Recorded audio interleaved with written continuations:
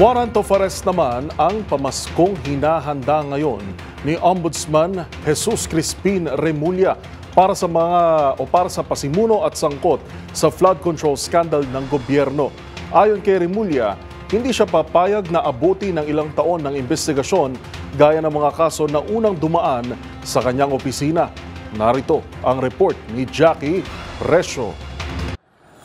Posibleng may maaresto na sa susunod na buwan o bago matapos ang taon ng mga opisyal na sangkot sa maanumalyang flood control project. Sa panayam sa DZRH Damdaming Bayan, sinabi ni Ombudsman Jesus Crispin Boying Remulla na pinamamadali na nila ang kanilang investigasyon tungkol sa flood control scandal. Ayon kay Remulla, hindi na maaaring mag-intay ng higit 3 taon para lamang sa preliminary investigation na kadalasan nangyayari sa Ombudsman. Sa pagtayo ni Remulla ay sa huling linggo ng Nobyembre hanggang sa buwan ng Desyembre ay makapaglalabas na sila ng arrest warrant para sa mga sangkot sa katabulian. Pabibilisin pa yung proseso sa loob ng ombudsman. Wala kasing urgency rito eh.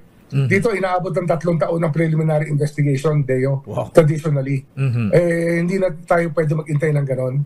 At sisikapin natin na mailahad dating kagad yan sa Sandigan Bayan o sa RTC. Depende sa korte na may jurisdiction sa mga kasong ito sa lalong madaling panahon.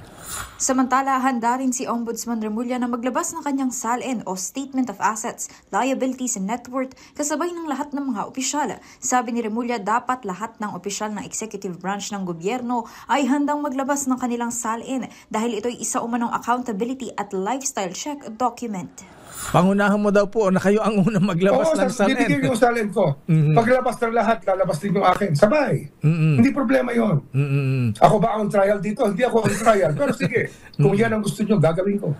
Para sa MBC TV Network News, ito si Jackie Resho ng DZRH. Una sa Pilipinas, una sa Pilipino.